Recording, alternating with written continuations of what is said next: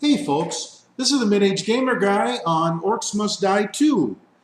This is a short review of Orcs Must Die 2 and a demonstration of the new cooperative gameplay mode.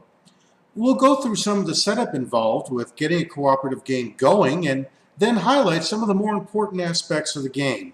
Without further ado, let's begin.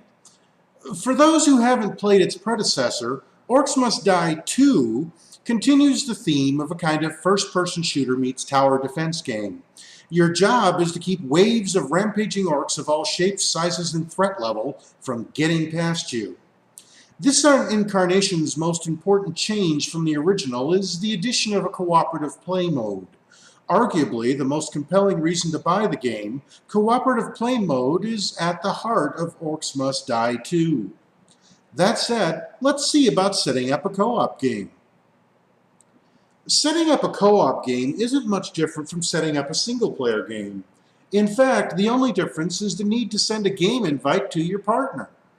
By the way, you can set your controls from the main menu of Orcs Must Die 2, but I've found the defaults work nicely. Standard WASD and spacebar will be familiar to any FPS or RPG gamer. One of the best things about this game is the simplicity of the user interface. Nothing is difficult to find, so no Battlefield 3 or Skyrim flashbacks here. We start a co-op game by creating a party. From the campaign menu, click the Create Party button to start the game invite process. It's pretty much a standard Steam invite, so I won't go into detail.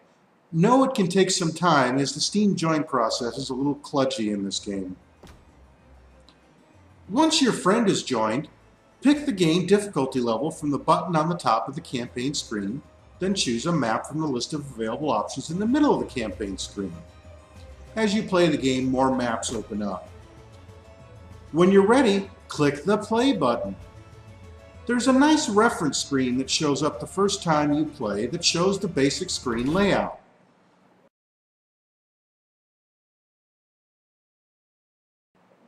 We also get the backstory cutscene the first time through.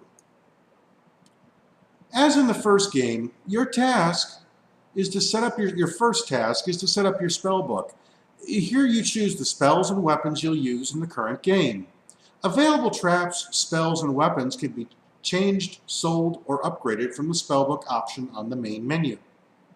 As in the first game, skulls are the unit of the currency. The more skulls you have, the more goodies you can buy. You get skulls by dispatching your enemies. Once you've chosen your loadout, deploy your traps. The first wave won't start till you initiate it.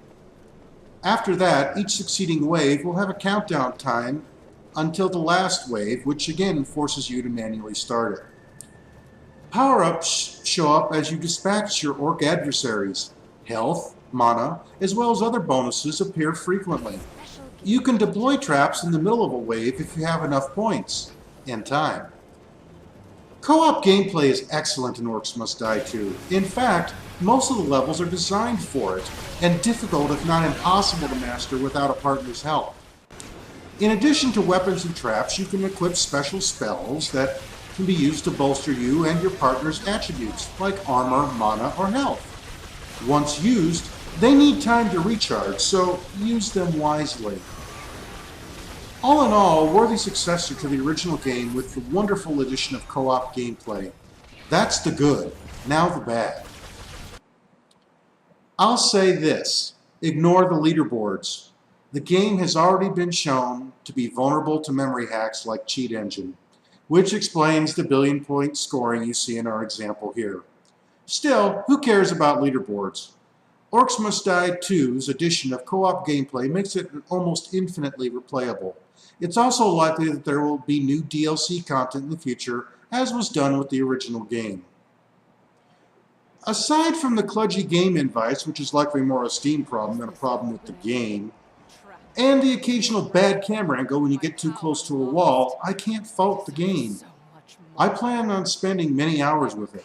It's earned a place in the weekly game night rotation as well, which says a lot. Game night time is precious, and Orcs Must Die 2 is worth spending time on. That's it for this review of Orcs Must Die 2.